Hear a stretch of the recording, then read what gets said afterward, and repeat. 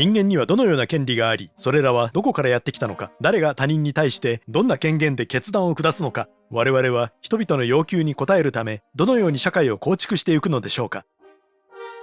これらの質問はフランス革命の激動の最中、国全体に向かって突きつけられたものです。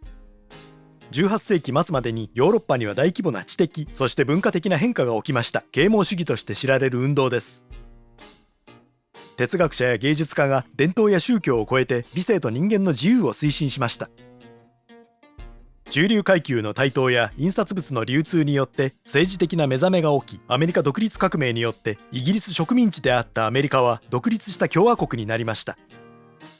しかしヨーロッパの中でも強大な国の一つであったフランスは、未だに固定的な3階級に分けられたアンシャンレジームと呼ばれる旧体制の下で統治されていました。君主であったルイ16世の王権は神から付与されたものであり、そして第一身分である聖職者と第二身分の貴族に対して特権を保障しました。第三身分の中産階級である商人や職人、そして2000万人を超える農民は権力をほとんど与えられていませんでした。そして彼らのみ税金を払っていて、それは王だけではなく他の身分にも払っていました。凶作の年には納税によって農民はほぼ無一文の状態でした。王や貴族たちは絞り取った富で贅沢な生活を送っていました。しかしアメリカ独立革命の支援とイギリスとの長期の戦争によって負債が膨らみ、変化が必要となりました。ルイ16世は財務長官として税制の改革を進めたジャック・ネッケルを採用しました。そして政府の財政を公にすることで市民の人気を得ました。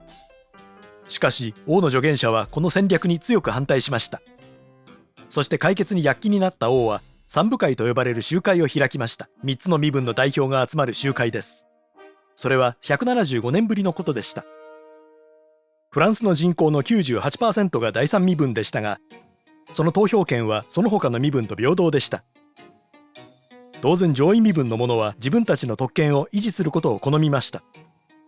第三身分は平等な代議制ではないと気づくや否や放棄し、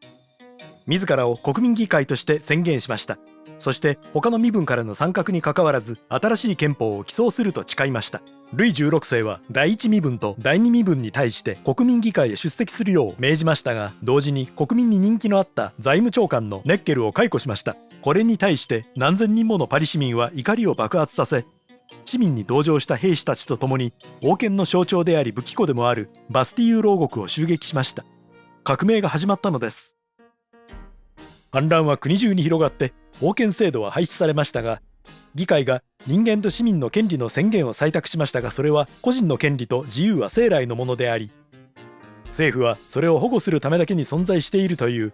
時代を考えると過激な考えでした。貴族たちの特権はなくなり、多くが海外へと逃亡しました。他国の統治者たちに自国に侵攻し秩序を取り戻すように懇願したのです。そしてルイ16世が立憲君主制における名目上の指導者となった時、王は自分の将来を憂えました。1791年、彼は国外へと逃げようとして捕まりました。この逃亡によって国王に対する人々の信頼がなくなりました。王一家は捕まり、王は反逆罪に問われました。判決後、かつては崇められた王は公の場で首をはねられました。それは1000年にもわたった君主制の終焉を告げるものでした。王政は自由、平等、友愛を掲げた9月21日の第一共和制の宣言によってすでに幕を閉じていました。9ヶ月後、その浪費癖によって海外から来た赤字婦人として長期にわたって揶揄された王妃マリー・アントワネットが同じく処刑されました。しかし革命はここで終わりませんでした。政変だけでは満足していない何人かの指導者はフランス社会全体を変えようとしました。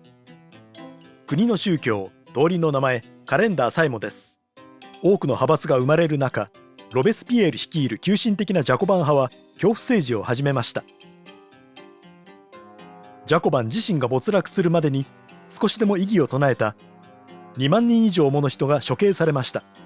一方フランスはその戦いの中で近隣の君主たちが革命の広がりを阻止しようとしていることに気づきました。混乱の最中、ナポレオン・ボナパルトが政権を取り、革命の民主的価値を守るためと称して皇帝となりました。合計3つの憲法と5つの政権が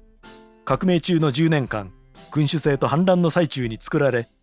1871年の第三共和制発足まで続きました。そして我々はフランス革命の理念を称える一方で、未だに同じような問題でここ2世紀の間奮闘しているのです。学び続けられますか？これらの動画を視聴してください。知ってると思っていたことの新しい見方や知らなかったことに出会えます。購読して好奇心を持ち続ける。